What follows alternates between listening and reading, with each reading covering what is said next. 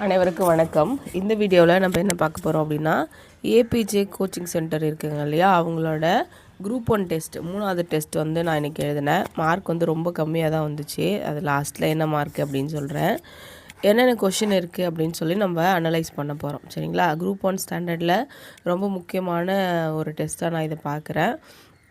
First கேள்வி பாருங்கள். இந்திய அரசியலமைப்பின் முகவுரை தொடர்பான பின்வரும் கூற்றுகளை கவனியுங்கள் அப்படின்னு சொல்கிறாங்க.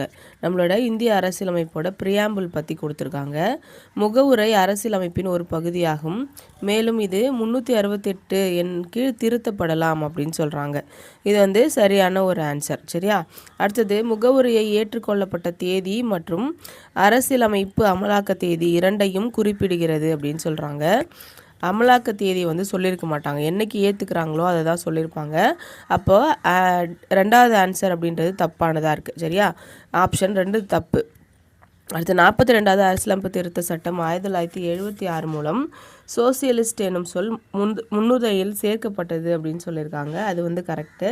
42வது அரசியலமைப்பு திருத்தம் சட்டம் மூலமாக நம்மளுக்கு ஒற்றுமை மற்றும் ஒருமைப்பாடு, சோசியலிஸ்ட்டு இந்த மாதிரியான வார்த்தைகள்லாம் சேர்த்துருப்பாங்க. அப்போது கூற்று 3 வந்து சரியாக இருக்குது. அப்போ என்ன கொஷின் கேட்டிருந்தாங்க? இந்திய அரசியலமைப்பு தொடர்பான பின்வரும் கூற்றுகளில் சரியானவை எவை அப்படின்னு கேட்குறாங்க. ஆன்சர் 1 மட்டும் 3 சரியானது, 2 வந்து தப்பு. சரியா? அடுத்த கொஷின் பாருங்கள். முகவரியில் கூறப்பட்டுள்ள நோக்கங்களை பொறுத்தவரை பின்வரும் அறிக்கைகளை கவனியுங்கள். முகவுரை பற்றி தான் மறுபடியும் சொல்கிறாங்க. முகவுரை இந்தியாவை ஒரு இறையாண்மை, சமூக நீதி, மதசார்பற்ற மற்றும் ஜனநாயக குடியரசு என்று விவரிக்கிறது. இது வந்து கரெக்டு. ஓகேவா? முகவுரை வந்து அப்படி தான் சொல்லுது. சரியா? 2வது பாருங்கள். முகவுரை அனைத்து குடிமக்களுக்கும் அடிப்படை உரிமைகளை உத்தரவாதம் செய்கிறது அப்படின்னு சொல்லிட்டு முகவுரையில் பார்த்தீங்க அப்படின்னா அடிப்படை உரிமைகள் பற்றி எதுவும் சொல்லியிருக்க மாட்டாங்க. சரியா? அதனால் அது வந்து தப்பு அப்படின்னு சொல்கிறாங்க. முகவுரையில் உள்ள குடியரசு என்ற சொல் இந்தியா தேர்ந்தெடுக்கப்பட்ட ஒரு அரசை தலைவராக கொண்டுள்ளது என்பதை குறிக்கிறது. இது வந்து கரெக்டு. அப்போ இந்த கொஷினுக்கான ஆன்சர் என்ன அப்படின்னு பார்த்தீங்கன்னா ஆப்ஷன் 1 தான் வந்து இதுக்கான சரியான ஆன்சர் அப்படின்னு கொடுத்துருக்காங்க. சரியா? நான் வந்து தப்பாக போட்டிருக்கேன். அடுத்த கொஸ்டின் பாருங்கள். அதுவும் நான் தப்பு தான். இந்திய அரசியலமைப்பில் முகவுரை பின்வரும் எந்த ஆதாரங்களால் ஈர்க்கப்பட்டது அப்படின்னு கேட்குறாங்க. முகவுரை பார்த்தீங்க அப்படின்னா 1946 குறிக்கோள் தீர்மானம், நேருவோட குறிக்கோள் தீர்மானத்தின் மூலமாக கொண்டு வரப்பட்டது தான் முகவுரை அப்படின்னு சொல்லி கொடுத்துருக்காங்க. அடுத்த கொஸ்டின், இந்திய அரசியலமைப்பின் தன்மை குறித்த பின்வரும் கூற்றுகளை கவனியுங்கள் அப்படின்னு சொல்கிறாங்க. இந்திய அரசியலமைப்பு அரை கூட்டாட்சி நாடு, நம்ம குவாசி ஃபெடரல் அப்படின்னு சொல்லியிருப்போம். ஏன்னா கூட்டாட்சியும் தன்மையும் இருக்குது, ஒற்றையாட்சி தன்மையும் இருக்குது. அது மட்டும் இல்லாமல் உலகத்தின் மிக நீளமான எழுதப்பட்ட அரசியலமைப்பு, அதுவும் வந்து கரெக்டு. அமெரிக்க அரசியலமைப்பில் காணப்படுவது போல் இந்திய அரசியலமைப்பு அதிகார பிரிப்பு கொள்கையை கண்டிப்பாக கடைபிடிக்கிறது அப்படின்னு சொல்கிறாங்க. அது வந்து தப்பு. ஓகேவா? கண்டிப்பாலாம் வந்து கடைபிடிக்கல. அதில் வந்து நிறையா வந்து என்ன இருக்குது, மத்திய அரசுக்கான அதிகாரங்கள் அதிகமாக இருக்குது. சரியா?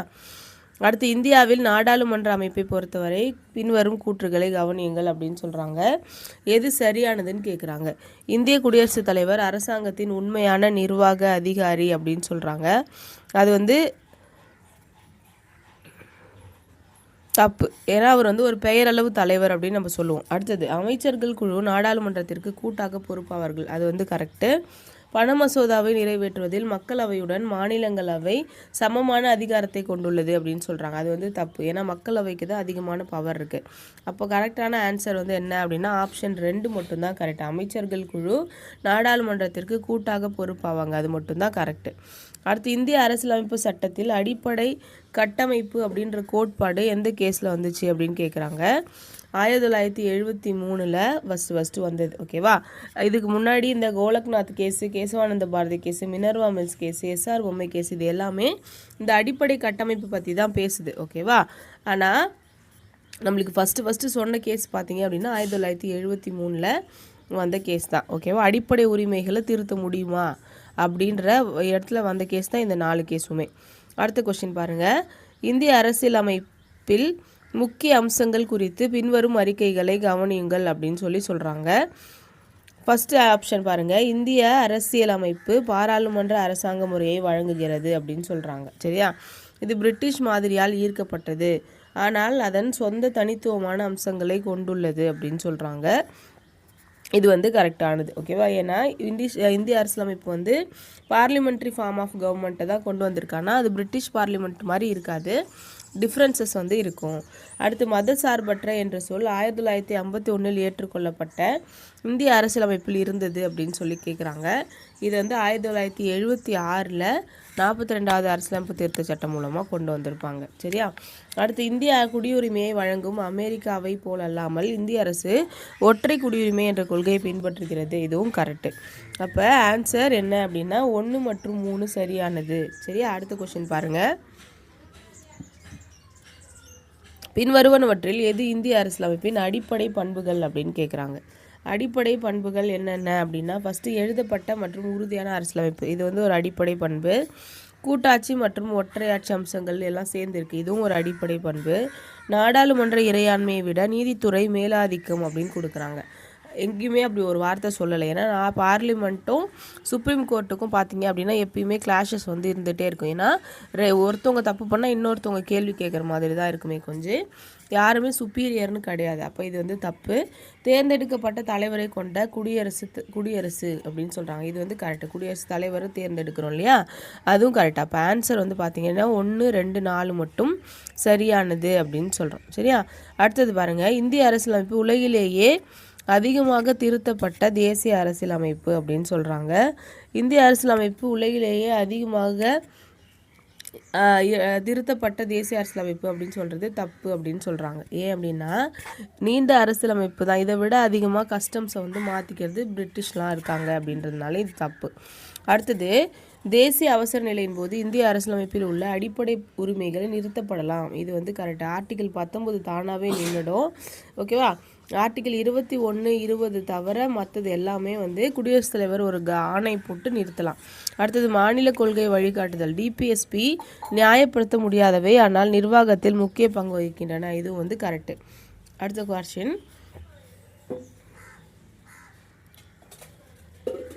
இந்தியாவில் மாநிலங்கள் மற்றும் யூனியன் பிரதேசங்களின் வகைப்பாடு தொடர்பான பின்வரும் அறிக்கைகளை கவனியுங்கள் அப்படின்னு கேட்குறாங்க. ஆப்ஷன் 1 பாருங்கள். இந்திய அரசியலமைப்பு முதலில் மாநிலங்களை ஏபிசிடி என்று வகைப்படுத்தியது. இது வந்து கரெக்டு. மாநில மறுசீரமைப்பு சட்டம் 1956 இந்த வகைப்பாட்டை ஒழித்து முதன்மையாக மொழியியல் அடிப்படையில் மாநிலங்களை மறுசீரமைத்தது. இதுவும் கரெக்டு. மாநிலங்களை போலல்லாமல் யூனியன் பிரதேசங்களுக்கு எந்த சூழ்நிலையிலும் ராஜ்யசபாவில் பிரதிநிதித்துவம் இல்லை அப்படின்னு கொடுத்துருக்காங்க. இது வந்து தப்பு அப்படின்னு சொல்கிறாங்கன்னா ராஜ்யசபாவில் வந்து பார்த்தீங்க அப்படின்னா லெப்டினன்ட் கவர்னர்ஸ் வந்து இருப்பாங்க அப்படின்ற மாதிரி சொல்கிறாங்க. சரியா? இப்போ ஆன்சர் வந்து ஏ. அடுத்து இந்தியாவில் உள்ள யூனியன் பிரதேசங்களை பொறுத்தவரை பின்வரும் அறிக்கைகளை கவனிங்கள். ஒரு மாநிலத்தின் ஆளுநரை ஜனாதிபதி நியமிக்கிறார். அதே நேரத்தில் ஒரு யூனியன் பிரதேசத்தின் நிர்வாகியை லெப்டினன்ட் கவர்னர் நியமிக்கிறார் அப்படின்னு சொல்லி கொடுக்குறாங்க. சரியா? இது வந்து தப்பு அப்படின்னு சொல்லியிருக்காங்க. ஏன் அப்படின்னா குடியரசுத் தலைவர் தான் வந்து லெப்டினன்ட் கவர்னரையே நியமனம் பண்ணுறாரு. சரியா? அதனால் 1 வந்து தப்பு. சரியா? அடுத்தது டெல்லி சட்டமன்றம் பொது ஒழுங்கு காவல்துறை நிலம் உட்பட மாநிலத்தின் பட்டியலில் உள்ள அனைத்து விஷயங்களிலும் சட்டம் இயற்றும் அப்படின்னு சொல்லியிருக்காங்க. இது பார்த்தீங்க அப்படின்னா கரெக்டு. சரியா? டெல்லி சட்டமன்றம் பொது ஒழுங்கு காவல்துறை நிலம் உட்பட மாநில பட்டியலில் உள்ள அனைத்து விஷயங்களிலும் சட்டம் இயற்றும் அதிகாரத்தை கொண்டது அப்படின்னு கொடுக்குறாங்க. ஆனால் டெல்லி சட்டமன்றம் பார்த்தீங்க அப்படின்னா ஒரு யூனியன் பிரதேசம். ஓகேவா? யூனியன் பிரதேசம் அப்படின்னாலே யார் கண்ட்ரோலில் இருக்கும்? குடியரசுத் தலைவரோட கண்ட்ரோலில் இருக்கும். அதனால் அனைத்து விஷயங்கள்லையும் சட்டம் இயற்ற அதிகாரம் அப்படின்றது ஸ்டேட் கவர்மெண்ட் மாதிரி அதுக்கு இருக்காது. சரியா? அதனால் அது தப்பு அப்படின்னு சொல்கிறாங்க. அடுத்தது இந்திய அரசியலமைப்பு சட்டம் ஒவ்வொரு யூனியன் பிரதேசத்திற்கும் ஒரு சட்டமன்றம் இருக்க வேண்டும் அப்படின்னு கட்டாயப்படுத்தலை. அப்போ இது கரெக்டு. ஆன்சர் பார்த்தீங்க அப்படின்னா ஆப்ஷன் சி 3 மட்டும் கரெக்டு. அடுத்த கொஸ்டின். யூனியன் பிரதேசங்களின் சிறப்பு அந்தஸ்து தொடர்பான பின்வரும் அறிக்கைகள் என்ன அப்படின்னு கேட்குறாங்க. ஃபஸ்ட்டு ஜம்மு காஷ்மீர் இந்தியாவின் சொந்த அரசியலமைப்பை கொண்ட ஒரே யூனியன் பிரதேசம் அப்படின்னு சொல்லியிருக்காங்க. இது முன்னாடி கரெக்டாக தான் இருந்துச்சு. ஓகேவா? ஜம்மு காஷ்மீருக்குன்னு சொல்லிட்டு ஒரு இது இருந்துச்சு அரசியலமைப்பு. ஆனால் இப்போ நம்ம அதை நீக்கிட்டோம். அதனால் அதை விட்டுடணும். புதுச்சேரி, டெல்லி ஆகிய 2 யூனியன் பிரதேசங்கள் மட்டுமே பட்ட சட்டமன்றங்களை கொண்டுள்ளது. இது வந்து கரெக்டு. இந்திய குடியரசுத் தலைவர் தன்னால் நியமிக்கப்பட்ட ஒரு நிர்வாகி மூலம் யூனியன் பிரதேசத்தை நிர்வாகம் செய்கிறார். இதுவும் வந்து கரெக்டு. Answer B. ஏ 2 மற்றும் 3 வந்து சரியானது. அடுத்து பின்வரும் யூனியன் பிரதேசங்களில் அதிக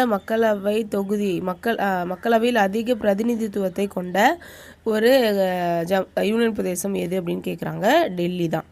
அடுத்தது இந்தியாவில் யூனியன் பிரதேசங்களின் நிர்வாகம் தொடர்பான பின்வரும் அறிக்கைகளை கவனியுங்கள். பிரிவு 239 கீழ் யூனியன் பிரதேசங்கள் இந்திய ஜனாதிபதியால் நேரடியாக நிர்வகிக்கப்படுகின்றன. இது வந்து கரெக்டு. டெல்லியில் லெப்டினன்ட் கவர்னர் அனைத்து விஷயங்களிலும் முதலமைச்சர் மற்றும் அமைச்சர் குழுவின் உதவி ஆலோசனை பேரில் எந்த விதிவிலக்கும் இல்லாமல் செயல்படுகிறார். டெல்லி வந்து ஒரு யூனியன் பிரதேசம் அப்படின்னாலே விதிவிலக்கு இருக்கும். சரியா? குடியரசுத் தலைவர் சொன்னார்னா மாற்றிக்கணும். அப்போ இது கிடையாது. அடுத்து ஒரு மாநிலத்தின் ஆளுநரை யூனியன் பிரதேசத்தின் நிர்வாகியாக நியமிக்க ஜனாதிபதிக்கு அதிகாரம் உள்ளது. இது வந்து கரெக்டு. அப்போ ஆன்சர் பார்த்தீங்க அப்படின்னா 1 மற்றும் 3வது ஆப்ஷன் சரியானது. அடுத்தது இந்தியாவில் குடியுரிமை தொடர்பான பின்வரும் கூற்றுகளை கவனியுங்கள் அப்படின்னு சொல்லியிருக்காங்க. இந்திய அரசியலமைப்பு ஒற்றை குடியுரிமையை வழங்குகிறது. அதாவது அனைத்து இந்தியர்களும் அவர்கள் எந்த மாநிலம் அல்லது யூனியன் பிரதேசத்தை சேர்ந்தவர்களாக இருந்தாலும் ஒரு இந்திய குடிமக்கள். சட்டத்தின் மூலம் குடியுரிமையை ஒழுங்குபடுத்தும் பிரத்யேக அதிகாரம் பாராளுமன்றத்திற்கு உள்ளது. இந்திய அரசியலமைப்பு முதலில் குடியுரிமையை பெற 5 வழிகளை வழங்கியது. எல்லாமே கரெக்டு. Answer option D.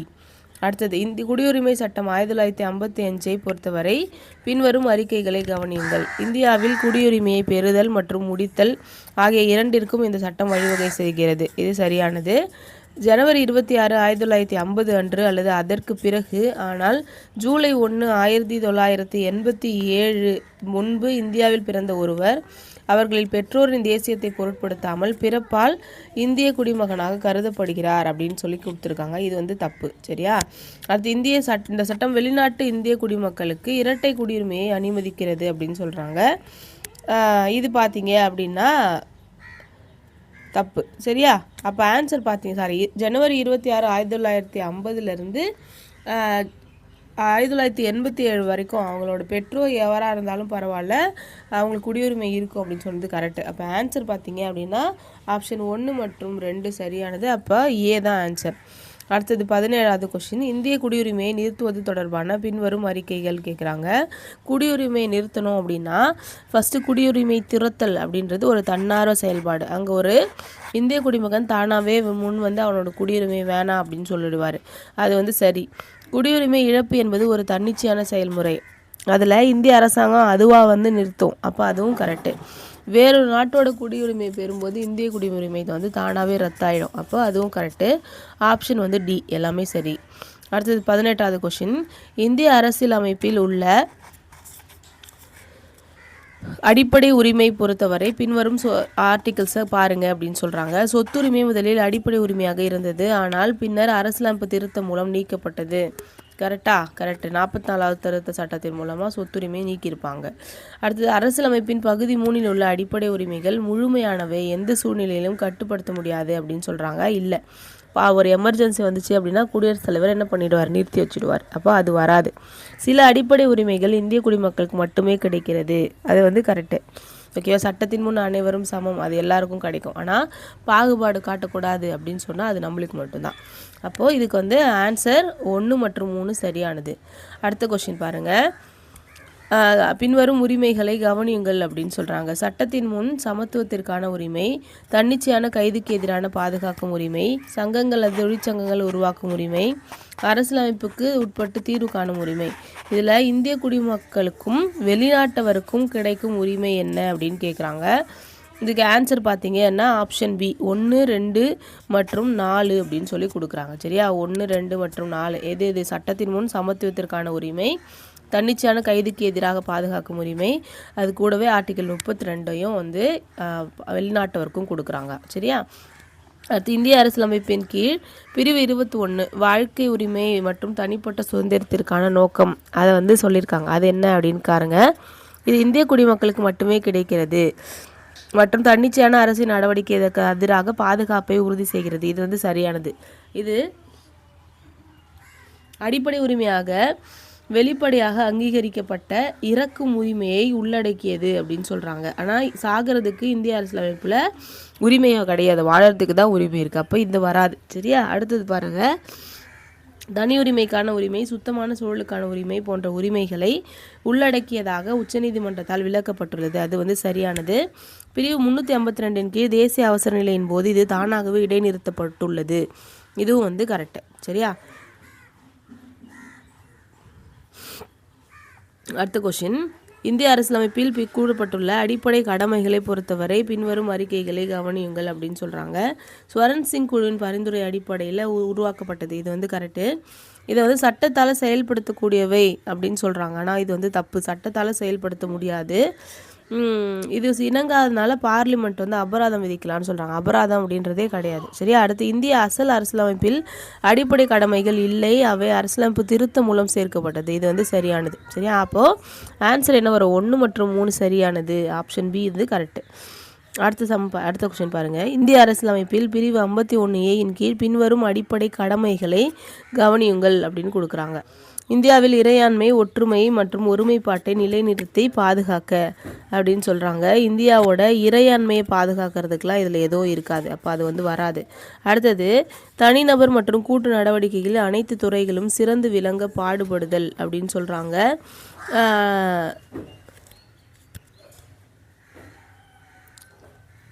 இது உண்டு. அடுத்து, தேர்தல் மற்றும் வாக்களித்தல் ஜனநாயக செயல்முறைகளில் பங்கேற்பது. இது சொல்லலை. அப்போது ஆன்சர் பார்த்தீங்க அப்படின்னா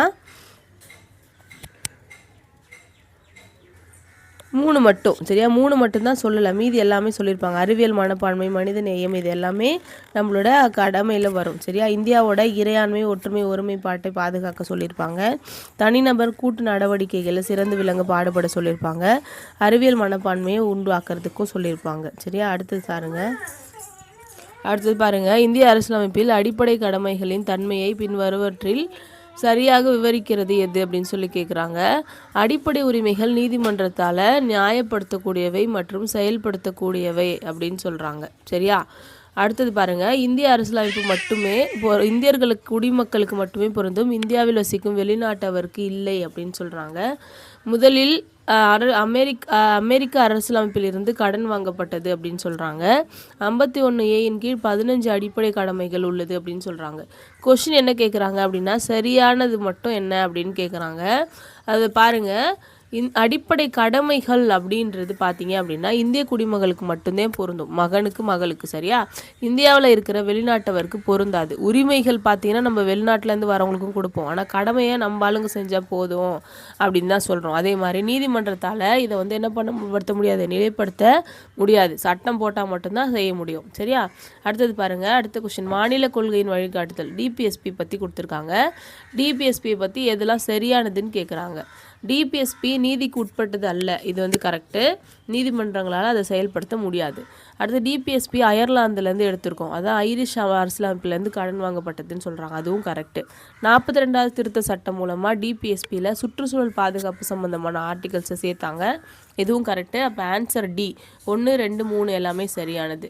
அடுத்த கொஸ்டின், மாநில கொள்கையின் வழிகாட்டுதல் கொள்கையின் பின்வரும் வகைப்பாடு. அதாவது டிபிஎஸ்பியில் 3 வகைப்பாடு இருக்குது. காந்திய கொள்கை, தாராளமயவாத கொள்கை, தேசிய கொள்கை அப்படின்னு சொல்லிட்டு. அதாவது சமூக நீதி, காந்தியம், தாராளமயவாதம் அப்படின்னு. அதில் காந்திய கொள்கை எது அப்படின்னு கேட்குறாங்க. காந்திய கொள்கைன்னு பார்த்தோன்னே நம்மளுக்கு தெரியும், கிராம பஞ்சாயத்து அப்படி அமைக்கிறது அப்படின்றது. சர்வதேச அமைதி மற்றும் பாதுகாப்பு லிபரலில் வரும். நிர்வாகத்திலேருந்து நீதித்துறையை பிரிக்கிறது சமூக நீதியில் வரும். ஆண்களுக்கும் பெண்களுக்கும் சமமான வேலை, அதுவும் சமூக நீதி கொள்கையில் வரும். அடுத்த கொஸ்டின், அரசியலமைப்பு திருத்தம் மூலம் மாநில கொள்கை வழிகாட்டுதல் கோட்பாடுகளின் எந்த விதிகள் சேர்க்கப்பட்டது அப்படின்னு சொல்கிறாங்க. டிபிஎஸ்பியை அமெண்ட்மெண்ட் மூலமாக என்னென்ன சேர்த்துருக்காங்க அப்படின்னு பார்த்தீங்கன்னா, ஃபஸ்ட்டு ஏழைகளுக்கு சமநீதி, இலவச சட்ட உதவி, அதை சேர்த்துருப்பாங்க. சரியா? அடுத்து, சுற்றுச்சூழல், வனவிலங்கு பாதுகாப்பு, மேம்பாடு, இதையும் சேர்த்துருப்பாங்க. அடுத்ததாக கூட்டுறவு சங்கங்கள், இதையும் சேர்த்துருக்காங்க. அப்போ ஆன்சர் டி. 1, 2, 3 எல்லாமே சேர்த்துருக்காங்க. அடுத்த கொஸ்டின் பாருங்கள், மத்திய நிர்வாக குழு, அதாவது யூனியன் எக்ஸிக்யூட்டிவ் பொறுத்த வரைக்கும் பின்வரும் கூற்றுகளில் சரியானது எது அப்படின்னு கேட்குறாங்க. இந்திய குடியரசுத் தலைவர் அமைச்சர்கள் குழுவின் ஆலோசனையின்படி நிர்வாக அதிகாரத்தை பயன்படுத்துகிறார். இது சரியானது. அடுத்து இந்திய துணை குடியரசுத் தலைவர் நாடாளுமன்றத்தின் இரு அவைகள் மற்றும் மாநில சட்டமன்ற உறுப்பினர்களை கொண்ட தேர்தல் குழு மூலம் தேர்ந்தெடுக்கப்படுகிறார் அப்படின்னு சொல்கிறாங்க. இது வந்து தப்பு. குடியரசுத் தலைவரை தான் வந்து அந்த மாதிரி தேர்ந்தெடுப்பாங்க. துணை குடியரசுத் தலைவரை அப்படி தேர்ந்தெடுக்க மாட்டாங்க. அதனால் இது வந்து தப்பு. துணை குடியரசுத் தலைவருக்கு ஒன்லி ராஜ்யசபா மெம்பர்ஸ் வந்து ஓட்டு போட்டாலே போதுமானதாக இருக்கும். அடுத்ததாக பிரதமர் மற்றும் குடியரசுத் தலைவரால் நியமிக்கப்படுகிறார். மேலும் அவர் மக்களவையின் பெரும்பான்மை பெற்ற கட்சியின் தலைவராக இருக்க வேண்டும். அது வந்து கரெக்டு. பிரதமர் வந்து நியமிக்கிறது குடியரசுத் தலைவர். அவராக நியமிப்பாரா? இல்லை. அவர் வந்து மக்களவையில் பெரும்பான்மை வச்சுருக்கவங்கள தான் குடியரசுத் தலைவர், அது பிரதமராக நியமிக்கிறார். அடுத்த கொஸ்டின், இந்திய ஜனாதிபதியின் அதிகாரங்கள் தொடர்பான பின்வரும் அறிக்கைகளை கவனியுங்கள். ஃபர்ஸ்ட் என்ன சொல்கிறாங்க? ஜனாதிபதி எந்த நேரத்திலும் மக்களவையை கலைக்க முடியும். பாராளுமன்ற அமர்வில் இல்லாத போது 123 கீழ் ஜனாதிபதி அவசர சட்டங்களை பிறப்பிக்க முடியும். பாராளுமன்றத்தின் ஒப்புதல் இல்லாமல் ஜனாதிபதி நிதி அவசர நிலையை அறிவிக்க முடியும். மேலே கொடுக்கப்பட்டுள்ள அறிக்கைகளில் எது சரியானது அப்படின்னு கேட்குறேன். இதுக்கு ஆன்சர் பார்த்தீங்க அப்படின்னா ஆப்ஷன் பி மட்டும். சரியா? 2 மட்டும்தான். ஜனாதிபதி எந்த நேரத்துலையும் மக்களவையை கலைக்க முடியுமா? முடியாது. பிரதமர் மற்றும் அமைச்சரவை குழுவோட ஆலோசனை இல்லாமல் அவரால் கலைக்க முடியாது. 3வது ஆப்ஷன் பாருங்கள். பார்லிமெண்ட்டோட ஒப்புதல் இல்லாமல் ஜனாதிபதியால் எந்த ஒரு எமர்ஜென்சியும் அறிவிக்க முடியாது. அப்போது 2வது மட்டும்தான் சரியானதாக இருக்குது. அடுத்த கொஸ்டின், இந்தியாவில் சட்டத்தலைவர் அதாவது அட்டார்னி ஜெனரல் பற்றி சொல்லியிருக்காங்க. அட்டார்னி ஜெனரல் பற்றினா பின்வரும் கூற்றுகளில் எது சரியானது அப்படின்னு கேட்குறாங்க. இந்தியாவின் சட்டத்தலைவர் நாட்டின் மிக உயர்ந்த சட்ட அதிகாரி. இந்தியாவின் சட்டத்தலைவருக்கு நாடாளுமன்ற நடவடிக்கைகளில் பங்கேற்க உரிமை உண்டு, ஆனால் வாக்களிக்க முடியாது. இந்தியாவின் சட்டத்தலைவர் 5 ஆண்டுகள் நிலையான காலத்திற்கு நியமிக்கப்படுகிறார். இதில் சரியானது எது பார்த்தீங்க அப்படின்னா இதில் ஆப்ஷன் 1 மற்றும் 2 தான் சரியானது. Answer A. அடுத்தது பாருங்கள், மத்திய சட்டமன்றத்தை பொறுத்தவரை பின்வரும் அறிக்கைகளை கவனியுங்கள். பண மசோதாவை மக்களவையில் மட்டுமே அறிமுகப்படுத்த முடியும். அது வந்து கரெக்டு. மேலும் அது சட்டமாக மாறுவதற்கு முன்பு மாநிலங்களின் ஒப்புதல் தேவை அப்படின்னு சொல்கிறாங்க. சரியா? மாநிலங்களவையின் ஒப்புதல் இல்லாமலே கூட அதை என்ன பண்ணலாம்? ஏற்ற முடியும். அடுத்து, அரசமைப்பை திருத்துவதில் மாநிலங்கள் அவை மக்களவையுடன் சம அதிகாரம் கொண்டுள்ளது. இது வந்து கரெக்ட். ஆப்ஷன் பி 2 மட்டும்தான் சரியானது. சரி, அடுத்தது பாருங்கள். மாநிலங்களவையின் அதிகாரங்கள் குறித்து பின்வரும் கூற்றுக்களை பார்க்கணும். மாநில பட்டியலில் உள்ள ஒரு விஷயத்தில் சட்டம் இயற்றுவதற்கு மாநிலங்களவை நாடாளுமன்றத்தை அங்கீகரிக்க முடியும். இது கரெக்டு. மாநிலங்களவை ஒரு நிரந்தர அவை, அதை கலைக்க முடியாது. இதுவும் கரெக்டு. குடியரசுத் தலைவர் மீதான குற்றச்சாட்டுக்கு மாநில அவை எந்த பங்கையும் வகிக்காது அப்படின்னு சொல்கிறாங்க. அது வந்து தப்பு. ஏன்னா மாநிலங்களவையும் ஓட்டு போடணும். சரியா? அடுத்தது, இந்தியாவில் ஒரு மாநில ஆளுநரை பொறுத்தவரை பின்வரும் கூற்றுக்களை கவனியுங்கள். குடியரசுத் தலைவரின் விருப்பத்தின் போது ஆளுநர் பதவி வகிப்பார். அது வந்து கரெக்டு. ஆளுநர் எந்த நேரத்திலும் முதல்வரின் ஆலோசனை இல்லாமல் மாநில சட்டமன்றத்தை கலைக்கலாம் அப்படின்னு சொல்கிறாங்க. அது வந்து பார்த்தீங்க அப்படின்னா தப்பு. ஓகேவா? சட்டமன்றத்தை கலைக்கணும் அப்படின்னா அதாவது முதலமைச்சரோட பர்மிஷன் வந்து வேணும். மாநில சட்டமன்ற உறுப்பினராக இல்லாத ஒருவரை மாநில முதலமைச்சராக நியமனம் பண்ணலாம். அது வந்து கரெக்டு. ஏன்னா மாநில முதலமைச்சராக வந்து எலெக்ஷன் அப்போ என்ன பண்ணுவார்? அவரோட வீட்டோ பவர் வந்து யூஸ் பண்ணுவார். அப்போது 3வது ஆப்ஷன் கரெக்டு. அடுத்த ஆன்சர் பாருங்கள். அடுத்த கொஸ்டின், இந்தியாவில் மாநில சட்டமன்றம் தொடர்பான பின்வரும் அறிக்கைகளை கவனியுங்கள். சட்டமன்றம் ஒரு நிரந்தர சபை, கலைக்க முடியாது. அது வந்து கரெக்டு. ஓகேவா? இதில் பாருங்கள், மாநில சட்டமன்றமும் கொடுத்துருப்பாங்க. ஆனால் கொஷின் இங்கிலீஷில் பார்த்தீங்கன்னா லெஜிஸ்லேட்டிவ் கவுன்சில் அப்படின்னு கொடுக்குறாங்க. அதனால் இது வந்து லெஜிஸ்லேச்சரில் அசம்பிளி கிடையாது, கவுன்சில். ஓகேவா? அது வந்து நாடாளுமன்றம் மாதிரி ஒரு விஷயம். அதனால் நம்மளுக்கு இது வந்து லெஜிஸ்லேட்டிவ் கவுன்சில் வந்து கலைக்க முடியாது. அது வந்து ஒரு நிரந்தர சபை. அது வந்து கரெக்டானது தான். மாநில சட்டமன்றம் சட்ட மேலவையை ஒழிப்பதற்கான தீர்மானத்தை நிறைவேற்றலாம், ஆனால் பார்லிமெண்ட்டும் அதை அங்கீகரிக்கணும். இவங்க வந்து ஸ்பெஷல் மெஜாரிட்டியில் கொண்டு போய் கொடுப்பாங்க. பாராளுமன்றம் அது சிம்பிள் மெஜாரிட்டியில் சைன் பண்ணி கொடுப்பாங்க. அது வந்து கரெக்டு. அடுத்து, மாநில சட்டமன்றத்தில் அதிகபட்ச பலம் மக்களவையை போலவே 552 கொடுக்குறாங்க. அது வந்து தப்பு. ஓகேவா? நம்மளுக்கு பார்த்தீங்க அப்படின்னா அது வந்து ஒரு ஸ்டேட்டுக்கும் தகுந்த மாதிரி மாறும். அது வந்து தப்பு. Answer A. அடுத்த கொஸ்டின் பாருங்கள். ஒரு மாநிலத்தின் முதலமைச்சரின் அதிகாரங்கள் மற்றும் செயல்பாடுகளை பொறுத்தவரை பின்வரும் அறிக்கைகளை கவனியுங்கள் அப்படின்னு சொல்கிறாங்க. மாநிலத்தின் தலைமை சட்ட ஆலோசகரை நியமிப்பது குறித்து முதலமைச்சர் ஆளுநருக்கு ஆலோசனை வழங்குகிறார். 2வது, மாநிலத்தின் இரு அவை சட்டமன்றம் இருந்தால் ஆளும் கட்சியின் தலைவராக முதலமைச்சர் மாநில சட்ட மேலவையில் அலுவல் ரீதியான தலைவராக உள்ளார். 3வது, அமைச்சர்கள் குழுவின் அனைத்து முடிவுகளையும் முதலமைச்சர் ஆளுநருக்கு தெரிவிக்க வேண்டும். இதில் எது வந்து சரியானது அப்படின்னு கேட்குறாங்க. இதில் பார்த்தீங்க அப்படின்னா ஆன்சர் ஆப்ஷன் 1 மற்றும் 3 ரெண்டாவது ஆன்சர் தான் கரெக்டு. மாநிலத்தில் இரு அவை இருந்தது அப்படின்னா இவர் வந்து சட்டமன்றம், அதாவது லெஜிஸ்லேச்சர் அசம்பிளியில் தான் வந்து தலைவராக இருப்பார், கவுன்சிலுக்கு வேறு தலைவர். அடுத்தது 73வது அரசியலமைப்பு திருத்த சட்டம் 1992 பற்றி கொடுத்துருக்காங்க. இது பஞ்சாயத்து ராஜ் நிறுவனங்களுக்கு அரசியலமைப்பு அந்தஸ்தை தருகிறது. இது கரெக்டு. ஒவ்வொரு மாநிலத்திலும் கிராம சபையை நிறுவுவதற்கு இது வழிவகுக்கிறது. இதுவும் கரெக்டு. ஓகேவா. 20 லட்சத்திற்கும் குறைவான மக்கள் தொகை கொண்ட மாநிலங்கள் உட்பட அனைத்து மாநிலங்களுக்கும் 3 அடுக்கு பஞ்சாயத்து முறை சொல்கிறாங்க. இல்லை, அப்படி கிடையாது. 3 அடுக்கு பஞ்சாயத்து முறை இருக்கணும் அப்படின்னு சொல்லுவாங்க. ஆனால் வந்து மாநிலங்களில் மக்கள் தொகை ரொம்ப கம்மியாக இருக்குது அப்படின்னா அங்கே 2 அடுக்கு கூட வச்சுக்கலாம். சரி, அதனால ஒன்றும் பிரச்சனை இல்லை. அதனால அது தப்பு. அடுத்தது பாருங்கள், 74வது திருத்த சட்டம். இது நகர்ப்புற உள்ளாட்சி அமைப்புகளோட அரசியலமைப்பு அந்தஸ்து பற்றி சொல்லுது. இது வந்து கரெக்டு. 3 வகையான நகர்ப்புற உள்ளாட்சி அமைப்புகளை உருவாக்கியது அப்படின்னு சொல்கிறாங்க. இதில் பார்த்தீங்கன்னா மாநகராட்சிகள், நகராட்சிகள், டவுன் பஞ்சாயத்துகள் அப்படின்னு. இது கூடவே இன்னும் ஒரு 2லாம் இருக்கும். கண்டோன்மெண்ட்ஸ்லாம் இருக்கும், அதுக்கப்புறம் இராணுவ வாரியங்கள்லாம் இருக்கும். அதெல்லாம் சேர்க்கலை, அதனால் இது வந்து வராது. நகர்ப்புற உள்ளாட்சி அமைப்புகள் பட்டியல் சாதியினர் மற்றும் பட்டியல் பழங்குடியினர் பெண்களுக்கு இடஒதுக்கீடு செய்கிறத இவங்க வந்து என்ன பண்ணுறாங்க அப்படின்னா கட்டாயமாக்குறாங்க அப்படின்னு சொல்கிறாங்க. இது வந்து கரெக்டு. ஓகேவா.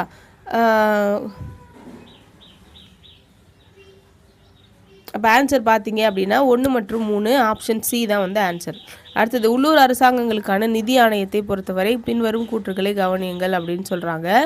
மாநில நிதி ஆணையம் ஆளுநர் ஒவ்வொரு 5 வருடங்களுக்கும் நியமிக்கப்படுகிறது. அது வந்து சரியானது. பஞ்சாயத்து ராஜ் நிறுவனங்கள் மற்றும் நகர்ப்புற உள்ளாட்சி அமைப்புகளின் நிதிநிலையை மேம்படுத்துவதற்கான நடவடிக்கைகளை பரிந்துரை செய்கிறது. இது வந்து கரெக்டு. மத்திய நிதி ஆணையம் உள்ளூர் அமைப்புகளுக்கான நிதிகளையும் பரிந்துரைக்கிறது. இதுவும் கரெக்டு. அப்போ 3மே சரியானது. அடுத்து 73வது அரசியலமைப்பு திருத்த சட்டம் பற்றி சொல்லியிருக்காங்க. இது 3 அடுக்கு பஞ்சாயத்து ராஜ் அமைப்பை நிறுவுவதை அனைத்து மாநிலங்களுக்கும் கட்டாயமாக்கியது. அது வந்து தப்பு. ஓகேவா. தேவைப்படுற மாநிலங்கள் வச்சுக்கலாம், அது வந்து எலிமினேட் பண்ணிடணும். ஒவ்வொரு பஞ்சாயத்தின் பதவிக்காலமும் அதன் முதல் கூட்டத்தேதியிலிருந்து 5 வருஷம் அப்படின்னு சொல்கிறாங்க. அது வந்து கரெக்டு. பஞ்சாயத்து தேர்தல்களை நடத்துவதற்கு மாநில தேர்தல் ஆணையம் இருக்காங்க. அதுவும் கரெக்டாக. அப்போ ஆப்ஷன் பி 2 மற்றும் 3 சரியானது. அடுத்த கொஸ்டின் பாருங்கள். பஞ்சாயத்து ராஜ் நிறுவனங்களில் செயல்பாடுகள். இதில் பார்த்தீங்க அப்படின்னா கிராம சபை ஒவ்வொரு கிராமத்தில் வசிக்கும் அனைத்து மக்களையும் கொண்ட ஒரு அமைப்பு அப்படின்னு சொல்கிறாங்க. அடுத்ததாக, பஞ்சாயத்து ராஜ் நிறுவனங்களின் அதிகாரங்கள் மற்றும் செயல்பாடுகளை தீர்மானிக்க மாநில சட்டமன்றத்திற்கு அதிகாரம் உள்ளது. அதுவும் சரியானது. பிரிவு 280 கீழ் நிதி ஆணையம் பஞ்சாயத்துக்காக நிதி உதவி வழங்குகிறது அப்படின்னு சொல்கிறாங்க. நிதி ஆணையம் பார்த்தீங்க அப்படின்னா ஸ்டேட்டுக்கும் சென்ட்ரலுக்கும் தான் பிரித்து கொடுப்பாங்க. அப்போ பஞ்சாயத்துக்கு கொடுக்க மாட்டாங்க. அதனால் இது தப்பு. சரி, அடுத்த கொஸ்டின் பாருங்கள். 73வது அரசியலமைப்பு திருத்த சட்டத்தின் கீழ் பின்வரும் கூற்றுகளில் எது கட்டாய விதிகள் அப்படின்னு கேட்குறாங்க. 5 வருஷத்துக்கு ஒரு முறை வழக்கமான பஞ்சாயத்து தேர்தல்களை நடத்துதல், பட்டியல் சாதியினர் பட்டியல் பழங்குடியினர் பெண்களுக்கு இடஒதுக்கீடு வழங்குதல், 5 ஆண்டுகளுக்கு ஒரு முறை மாநில நிதி ஆணையத்தின் அரசியலமைப்பு, மாவட்ட திட்டக்குழுவை நிறுவுதல். இதில் எதெல்லாம் சரியானது அப்படின்னு சொல்லி கேட்குறாங்க. இதுக்கு பார்த்தீங்கன்னா ஆன்சர் 1, 2, 3 மற்றும் சரியானது. சரியா. அதோட நம்மளுக்கு கரண்ட் அஃபேர்ஸ் வருது. 2026 ஜனவரியில் IIPயில் 13.7% அதிகபட்ச வளர்ச்சியை பதிவு செய்த துறை எது அப்படின்னு சொல்லி கேட்குறாங்க. ஆன்சர் பார்த்தீங்க அப்படின்னா உள்கட்டமைப்பு மற்றும் கட்டுமான பொருள் துறை தான் அப்படின்னு சொல்கிறாங்க. இன்ஃப்ராஸ்ட்ரக்சர் அண்ட் கன்ஸ்ட்ரக்ஷன் குட்ஸில் தான் வந்து 13.7% வளர்ச்சி வந்து அடைஞ்சிருக்காமா. கேட்கும் திறன் குறைபாடு உள்ளவர்களுக்காக பேச்சை இந்திய சைகை மொழியாக மாற்றும் ஏஐ கருவி எது அப்படின்னு கேட்குறாங்க. ஆன்சர் ஸ்ருதி ஏஐ. சரியா. அடுத்ததாக, வேர்ல்டு ஒபேசிட்டி அட்லஸ் 2026 படி 2025 இந்தியாவில் அதிக BMI கொண்ட குழந்தைகள் எத்தனை மில்லியன் பேர் அப்படின்னு கேட்டிங்கன்னா 41 மில்லியன் பேர் இருக்காங்க அப்படின்னு சொல்லியிருக்காங்க. அடுத்ததாக, அதாவது அண்மையில் ஆளுநராக மேற்கு வங்கத்தின் ஆளுநராக நியமிக்கப்பட்டவர் யார் அப்படின்னு கேட்குறாங்க. ஆன்சர் பார்த்தீங்க அப்படின்னா RN ரவி அவர்கள். சரியா. அடுத்தது, புதிய உடன்குடி அனல் மின் நிலையத்தில் அமைக்கப்பட்டுள்ள ஒவ்வொரு மின்திறன் அலகின் அலகு எவ்வளவு அப்படின்னு கேட்குறாங்க. ஆன்சர் 660 மில்லியன் வோல்ட் அப்படின்னு சொல்கிறாங்க. அடுத்த சம்மு எல்லாமே கொஷினை வந்து நீங்கள் தனியாக எழுதி வச்சுக்கோங்க. எழுதி வச்சு சால்வ் பண்ணி பாருங்கள். ஓகேவா. நான் ஆன்சர் வந்து சொல்லிடுறேன்.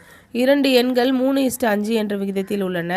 2 எண்களுடன் 9 சேர்த்தால் விகிதம் 9:6 மாறும் எனில் அசல் எண்களின் கூட்டுத்தொகை எவ்வளவு அப்படின்னு சொல்லி கேட்குறாங்க. சரியா, 3 எண்கள் 2 எண்கள் வந்து 3xன்னு வச்சுக்கிறோம். ஒரு எண்ணை இன்னொரு எண்ணை வந்து 5xன்னு வச்சுக்கிறோம். சரியா, 2 எண்களுடன் 9ஐ சேர்க்கணும். 2 நம்பர் கூட நம்ம 9 சேர்க்கணும். சேர்த்தோம் அப்படின்னா அந்த ரேஷியோ என்னவா மாறுது, 6/7 அப்படின்னு மாறுது. இது கூட பெருக்கணும், இது கூட பெருக்கணும். எக்ஸோட வேல்யூ கண்டுபிடிச்சிட்டு அந்த நம்பர்ஸோட வேல்யூ வந்து கண்டுபிடிக்கணும். எனக்கு இதில் எக்ஸுக்கோட வேல்யூ வந்து 1 அப்படின்னு வந்துச்சு. அந்த நம்பர் என்னது, 3xனா 3 + 5xனா 5, ரெண்டுத்தையும் கூட்டணும் அப்படின்னா 8 அப்படின்னு வரும். ஆன்சர் 8. சரியா, இது போட்டு பாருங்கள், ஈஸியாக தான் இருக்கும். அடுத்து ஏ மற்றும் பியின் வருமானம் 5:3 என்ற விகிதத்தில் உள்ளது. அவர்களின் செலவுகள் பார்த்தீங்க அப்படின்னா 3:2 என்ற விகிதத்தில் உள்ளன. இருவரும் 10,000 சேமித்தால் ஏயின் வருமானத்தை காண்க அப்படின்னு சொல்லி கேட்குறாங்க. இதுவும் அதே மாதிரி தான். 5x/3x, 2 பேரோட செலவுகள் -3x - 2x = இங்கே வந்து நம்மளுக்கு இங்கே மேலே இவங்களுக்கு ஒரு 10,000 இவங்களுக்கு ஒரு 10,000 அப்படின்னு சொல்லிட்டு போட்டோம் அப்படின்னா அந்த வேல்யூ வந்து நம்மளால் ஈஸியாக கண்டுபிடிக்க முடியும். குறுக்கு பெருக்கல் தான் போடணும் இதுக்கும். அடுத்தது, ஒரு கலவையில் பால் மற்றும் தண்ணீரோட விகிதம் 4:1. அதில் 5 லிட்டர் தண்ணி சேர்த்தோம் அப்படின்னா அதோட ரேஷியோ 4:3 மாறும். அப்போ பாலோட ஆரம்ப அளவு என்னன்னு கேட்குறாங்க. பாலோட ரேஷியோ வந்து 4x, அதோட தண்ணியோட ரேஷியோ வந்து ஒரு எக்ஸு. இதில் வந்து என்ன பண்ணால் 5 லிட்டர் தண்ணி சேர்க்குறாங்க. 5 லிட்டர் தண்ணியை சேர்த்தோம் அப்படின்னா அந்த ரேஷியோ வந்து 4/3 மாறுது. இப்போ குறுக்கு பெருக்கல் பண்ணிங்க அப்படின்னா 12x = 4x + 4 5 20 அப்படின்னு கிடைக்கும். அப்போது 8x = 20 அப்படின்னு கிடைக்கும். அப்போது எக்ஸோட வேல்யூ வந்து எவ்வளோ அப்படின்னு கண்டுபிடிக்கணும். எக்ஸோட வேல்யூ வந்து பார்த்தீங்க அப்படின்னா 8/20 அப்படின்னு கிடைக்கும். சரியா, கலவையில் உள்ள பாலோட ஆரம்ப நிலை, பால் ஃபஸ்ட்டு 4ன்னு இருந்துச்சா, அப்போது அடிச்சிங்க அப்படின்னா 1 நாள் 4, 5 நாள் 20 அப்படின்னு கிடைக்கும். அதை வச்சு நம்ம என்ன பண்ணலாம், ஆன்சர் வந்து சிம்பிளிஃபை பண்ணி போட்டுடலாம். அடுத்த சம் பாருங்கள். ஒரு விகிதாச்சார தொடர்புள்ள பின்வரும் கூற்றுகளை கவனியுங்கள் அப்படின்னு சொல்லியிருக்காங்க. இது தனித்தனியாக போட்டு பார்த்து தான் வருது, ஆனால் நான் போட்டதில் வரல. உங்களுக்கு ஏதாவது தெரிஞ்சிச்சுன்னா போடுங்க. A/B = C/D எனில் A+B/B = C+D/D என்பது எப்போதும் உண்மை அப்படின்னு சொல்கிறாங்க. இது வந்து பார்த்தீங்க அப்படின்னா சரியா. அடுத்தது, 2 எண்களின் கூட்டுத்தொகை நிலையானதாக இருந்தால் அவை 1:1 என்ற விகிதத்தில் இருக்கும்போது அவற்றின் பெருக்கல் அதிகபட்சமாக இருக்கும். அதுவும் சரி. அடுத்து 3x/y = 3:4, y/z = 5:6 எனில் x/z என்பது 15:24. இது வந்து சரியானது. போட்டு பார்க்கும்போது சரியாக தான் வந்துச்சு, ஆனால் நான் வந்து ஆப்ஷன் வந்து தப்பாக குறிச்சிட்டேன். அடுத்தது, ஏ மற்றும் பி ஆகியோரின் சம்பளம் 5:7 என்ற விகிதத்தில் உள்ளது. ஏயின் சம்பளம் 20% அதிகரிக்கிறது, பியின் சம்பளம் 10% அதிகரிக்கிறது எனில் புதிய விகிதம் 6:7 எனில் சம்பள உயர்வுக்கு பிறகு ஏ + பியோட கூட்டுத்தொகை வந்து 78,000 எனில் ஏயின் அசல் சம்பளம் என்ன அப்படின்னு சொல்லி கேட்குறாங்க. இந்த கொஷின்லாம் நம்ம தனியாக என்ன பண்ணலாம் அப்படின்னா ஒரு 5 சமயம் நான் சால்வ் பண்ணி உங்களுக்கு ஒரு வீடியோவாக போட்டு விட்றேன். இந்த வீடியோ உங்களுக்கு எந்த அளவுக்கு யூஸ்ஃபுல்லாக இருக்கும் அப்படின்றது எனக்கு தெரியல, ஆனால் வந்து எனக்கு நல்லா யூஸ்ஃபுல்லாக இருக்கும். ஏன் அப்படின்னா நம்ம ஒரு டெஸ்ட்டையும் எழுதிட்டு தப்பான கொஷின்லாம் திருப்பி பார்க்காம அப்படியே போயிடக்கூடாது இல்லையா. அதை நம்ம திரும்ப ஒரு வாட்டி பார்க்கும்போது தான் நம்ம என்ன தப்பு பண்ணியிருக்கோம் அப்படின்றது தெரியும். இந்த கொஷின்லேயே பார்த்தீங்க அப்படின்னா 2 இடத்துல நான் வந்து நினச்ச ஆன்சரை குறிக்காமல் தப்பான ஆன்சர் வந்து குறிச்சிருக்கேன். இந்த மாதிரி சின்ன சின்ன கேர்லெஸ் மிஸ்டேக்லாம் பண்ணும்போது நம்மளோட ஸ்கோர் வந்து ரொம்ப லோவாக போகுது அப்படின்றது இதுலேருந்து எனக்கு தெரிஞ்சுது. அதே மாதிரி இன்னும் நிறைய கற்றுக்கணும், நல்லா டீப்பாக படிக்கணும் அப்படின்றத இந்த டெஸ்ட்டு போட்டு நான் தெரிஞ்சுக்கிட்டேன். சரியா, அதே மாதிரி கரண்ட் அஃபேர்ஸில் ஒரு கொஷின் கூட எனக்கு ஆன்சர் தெரியல, அதனால் கரண்ட் அஃபேர்ஸ்க்கு கொஞ்சம் முக்கியத்துவம் கொடுக்கணும் அப்படின்றத நான் வந்து புரிஞ்சுக்கிட்டேன். உங்களுக்கு இந்த வீடியோ எந்த அளவுக்கு ஐ ஓப்பனிங்காக இருந்துச்சு அப்படின்றத கீழே கமெண்ட்டில் கண்டிப்பாக சொல்லுங்கள். நெக்ஸ்ட் வீடியோவில் பார்க்கலாம். தேங்க்யூ.